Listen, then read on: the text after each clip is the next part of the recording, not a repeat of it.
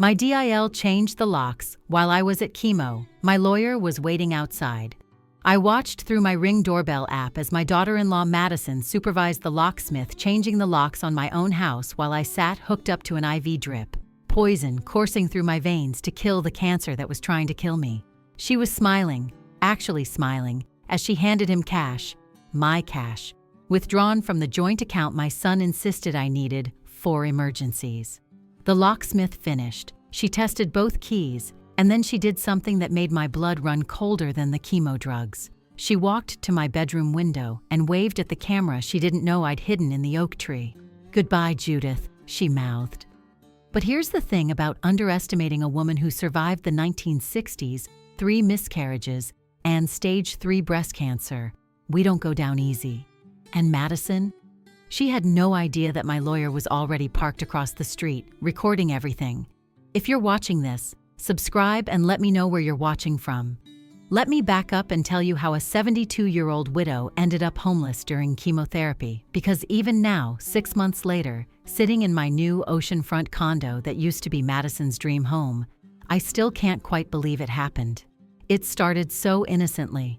Tuesday morning, March 15th, I was making breakfast when my son Daniel called. "Mom, we need to talk about your future." Those 7 words, every aging parent's nightmare wrapped up in a concerned son's voice. "I'm fine, Danny," I said, using his childhood nickname deliberately.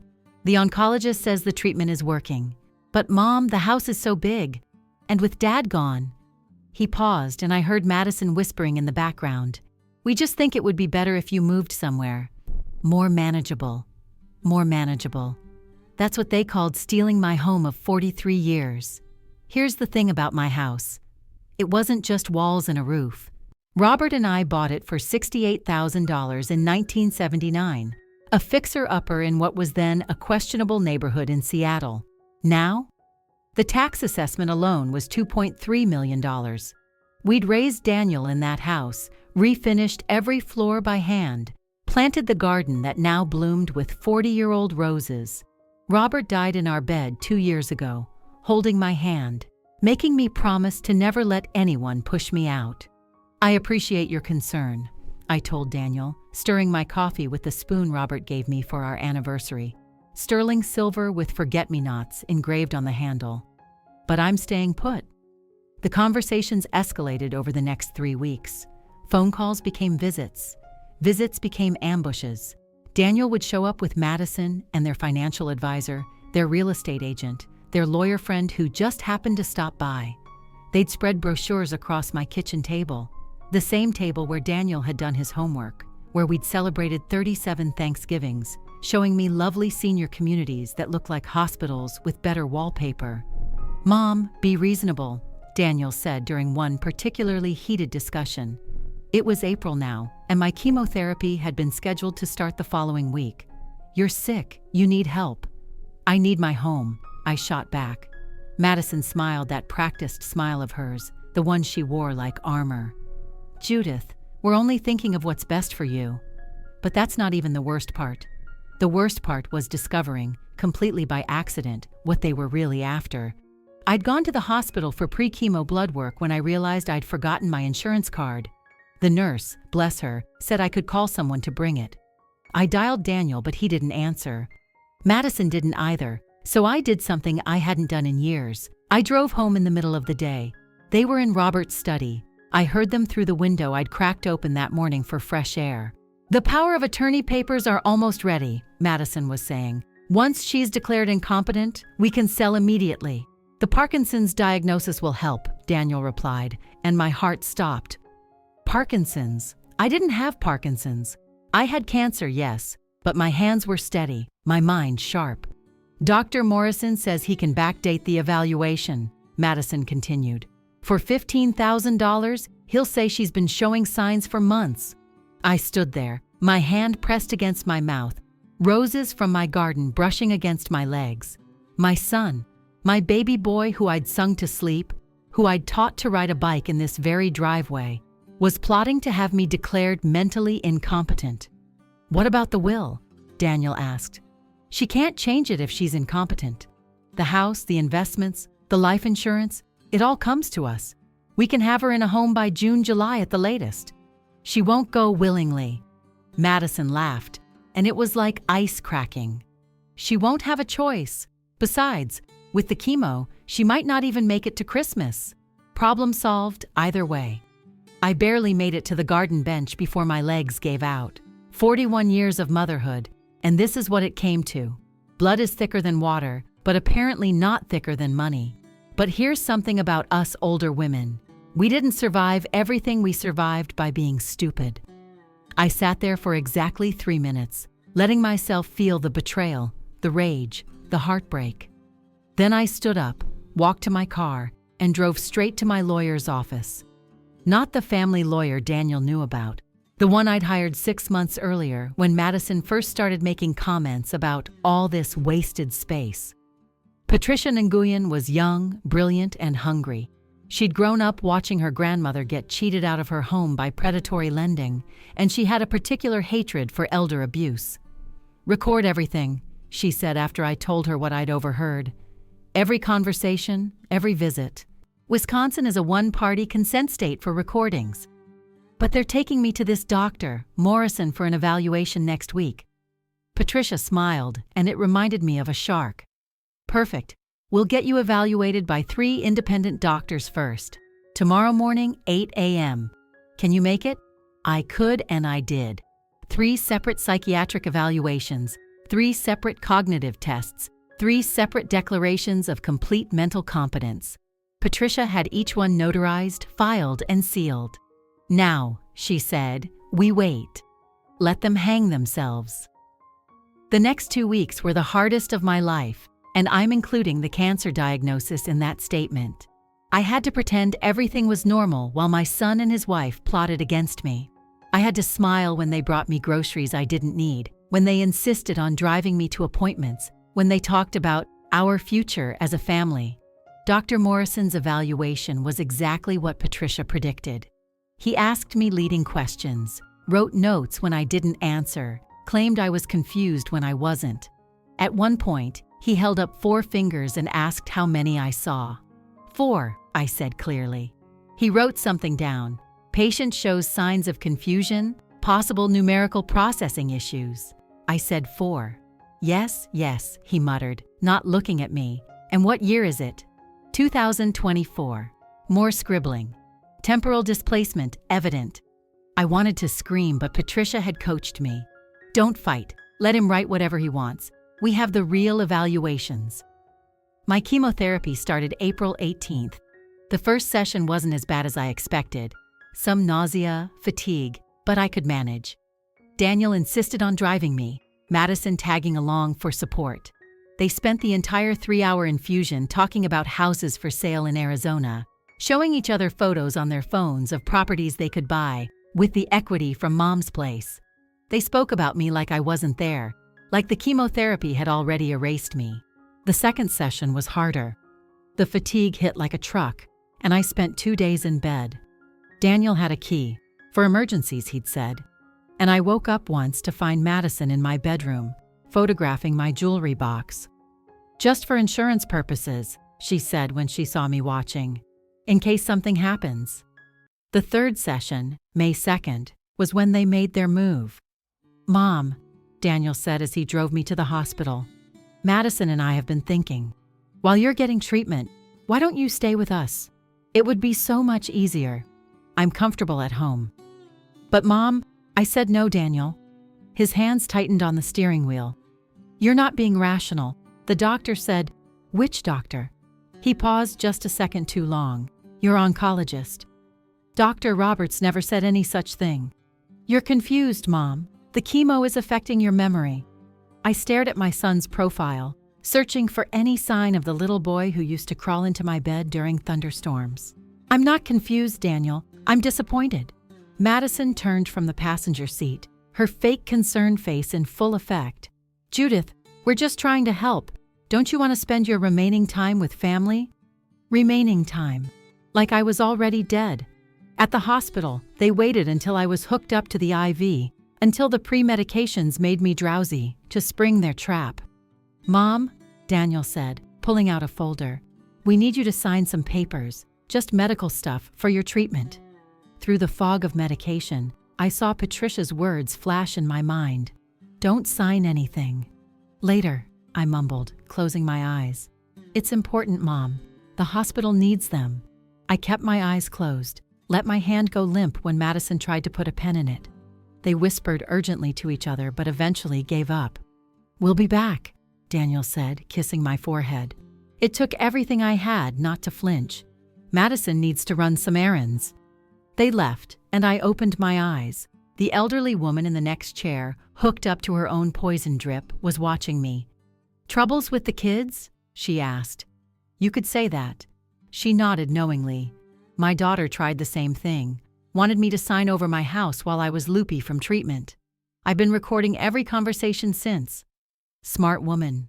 Us old birds have to stick together. You need any help?" That's how I met Eleanor Chen, retired private investigator, current lymphoma patient, and my future secret weapon. She gave me her card, told me to call if things got worse. They got worse. May 9th, my 4th chemo session. I was exhausted, nauseated, and weaker than I'd been in years. Daniel picked me up at 7 a.m., but instead of driving to the hospital, he drove to his house. "Just for a minute, Mom." Madison made breakfast. I knew it was a trap, but I was too tired to fight. The house smelled like coffee and lies. Madison had laid out a spread: eggs, toast, fruit, and in the center of the table, a stack of papers. "Eat first," she said sweetly. "You need your strength." I nibbled some toast, sipped some coffee, watched them watch me. Finally, Daniel pushed the papers forward. "It's just a medical power of attorney," he said, "in case something happens during treatment." I picked up the papers, pretended to read through blurry eyes.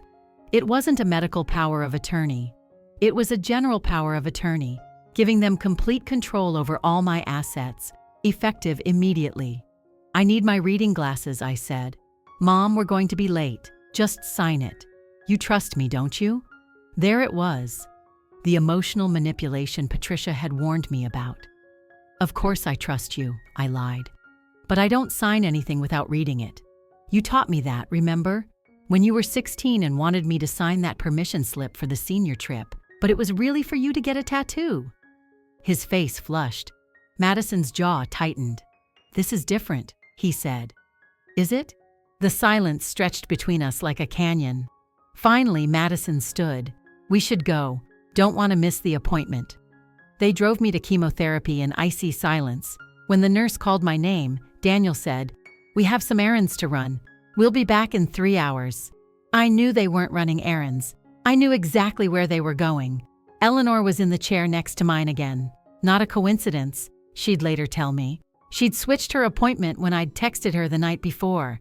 "They're up to something," she observed, watching them leave. "They're going to my house. I can feel it." She pulled out her phone. "I have a friend who lives on your street.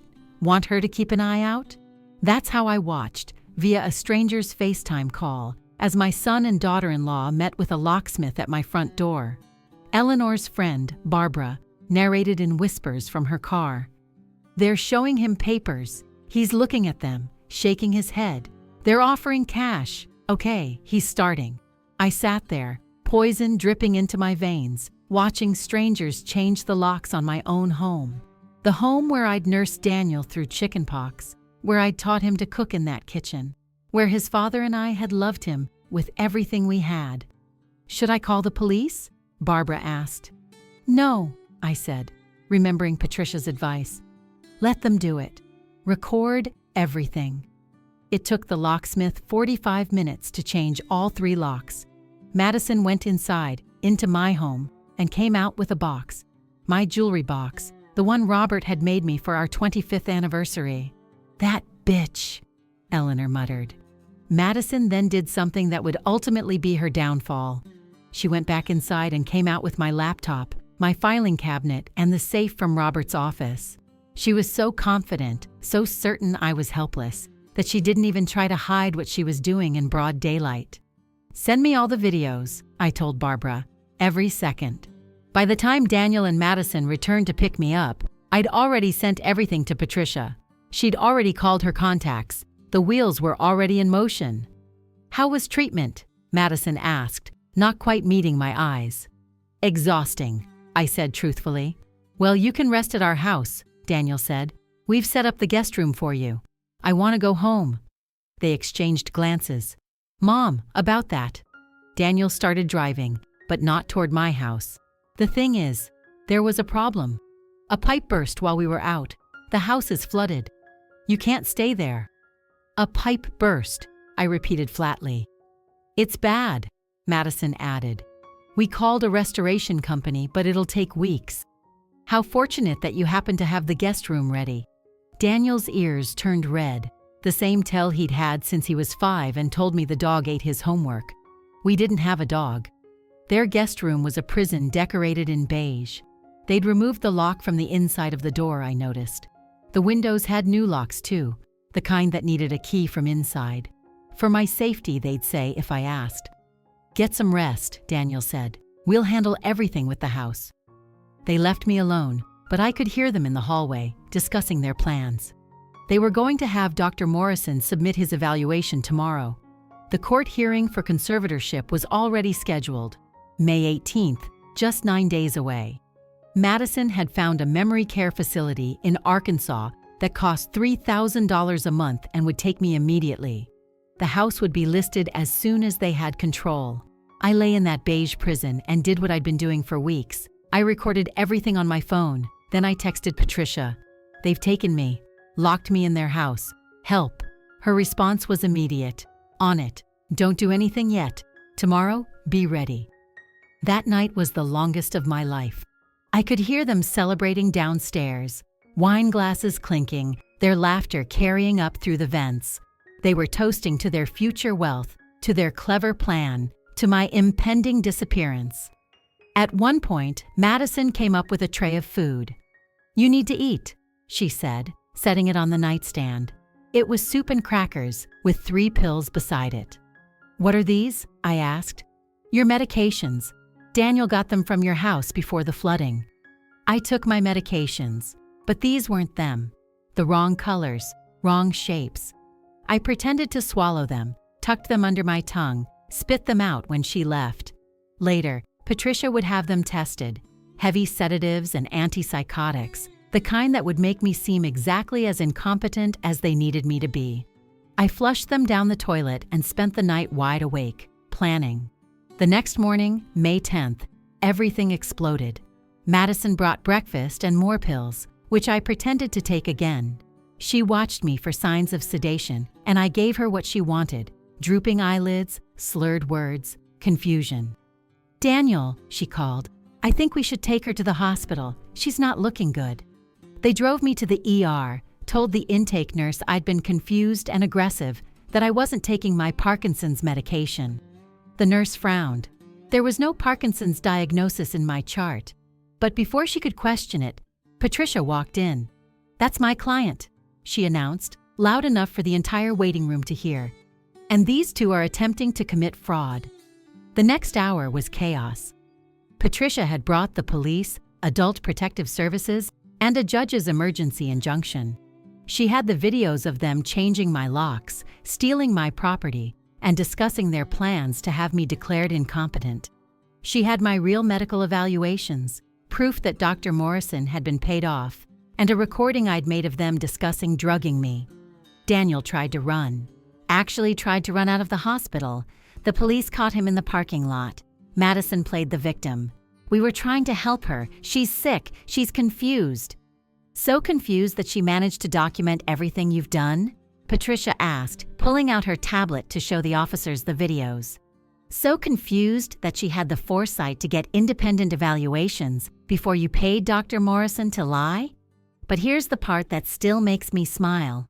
While they were being questioned by police, Patricia's assistant was at my house with a locksmith of our own, changing the locks back.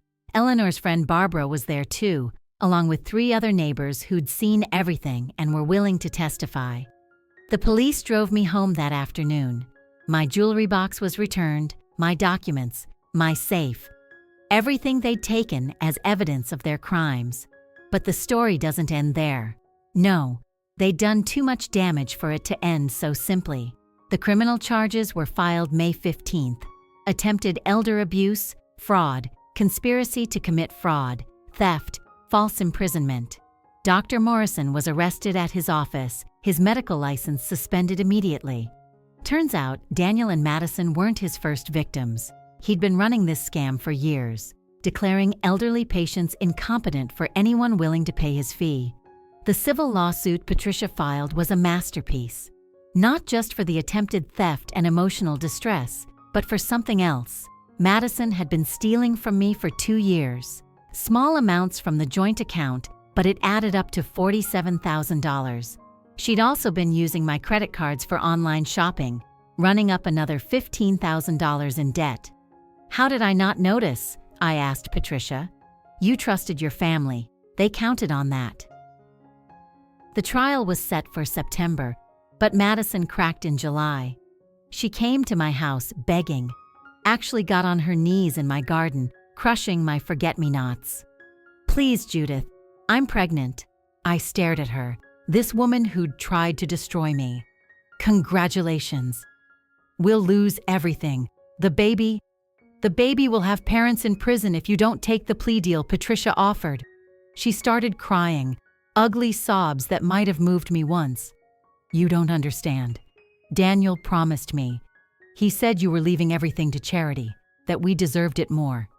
He lied to you too then. My will has always included him. Well, had. That caught her attention. Had? I changed it last week. The house, the investments, the life insurance, it's all going to the Cancer Research Center. Every penny. She stood up, dirt on her designer jeans. You can't do that. He's your son. He was my son. The man who tried to lock me away? Who paid a doctor to lie about me? Who drugged me? I don't know who that is. She tried one more time. What about your grandchild? I thought about it, really thought about it. The baby was innocent in all this. I'll set up an education trust, college only. They can't touch it, and the child gets nothing until they're 18. That's my only offer. Madison took the plea deal. 2 years probation, $62,000 in restitution, and she had to sign away any claim to my estate. Daniel took his to trial and got 5 years. Not enough, but something. I finished chemotherapy in October, cancer-free as of November. The house feels different now, emptier but somehow cleaner. I converted Daniel's old room into a library, filled it with all the books I'd always wanted to read, but never had time for when I was being a mother. Eleanor and I have coffee every Tuesday. Barbara joined us last month. We're starting a support group for elder abuse victims, meeting at my house because it's big and because I want it filled with people who deserve to be there. Patricia still checks in monthly, says what Daniel and Madison did is more common than anyone wants to admit. You're lucky, she says. You fought back. Most don't. At my age, 72 and counting, you'd think I'd have learned everything there is to know about betrayal. But there's always more to learn, isn't it? Like how the people who say they love you can look you in the eye while planning your destruction. Like how I'm doing this for your own good usually means I'm doing this for my own greed. They thought I was just a helpless old woman, thought cancer and age had made me weak, made me an easy target. But here's what they didn't understand. I'd survived losing babies, losing the love of my life, losing pieces of my body to cancer. I'd survived decades of men telling me I wasn't smart enough, strong enough, good enough. I'd survived, period. And I'll keep surviving, in my house, with my dignity and my bank accounts intact. The last time I saw Daniel was at the sentencing. He tried to catch my eye, maybe hoping for forgiveness or understanding. I looked right through him. He'd turned himself into a stranger the moment he decided my life was worth less than my money. Mom, he called as they led him away. Mom, I'm sorry. I kept walking. Some bridges once burned should stay ash. It's been 6 months now. The roses Robert and I planted are blooming again, blood red and beautiful. I sit in my garden every evening, grateful for the sunshine, the silence, the solitude I choose, rather than the isolation they tried to force on me. Sometimes I wonder if I should feel guilty about changing my will, about taking away Daniel's inheritance. Then I remember Madison's smile as she changed my locks, Daniel's voice as he discussed my remaining time, and the guilt evaporates like morning dew. Blood is thicker than water, but apparently not thicker than money. They taught me that lesson well, but they also taught me something else, that family isn't about blood at all. It's Eleanor checking on me during chemo, Barbara protecting my home, Patricia fighting for my rights, the nurses who knew something was wrong and spoke up. That's my family now, chosen, cherished, trusted. As for Daniel and Madison, they're living in a one-bedroom apartment in Tacoma, from what I hear. The baby is due next month. The trust is set up, waiting. Maybe that child will grow up to be better than their parents. I hope so. For their sake, not mine. I'm done hoping for people who showed me exactly who they are. My house is mine. My life is mine. My future, whatever's left of it, is mine to decide. And that's enough. More than enough. It's everything. Thanks for listening. Don't forget to subscribe and feel free to share your story in the comments. Your voice matters.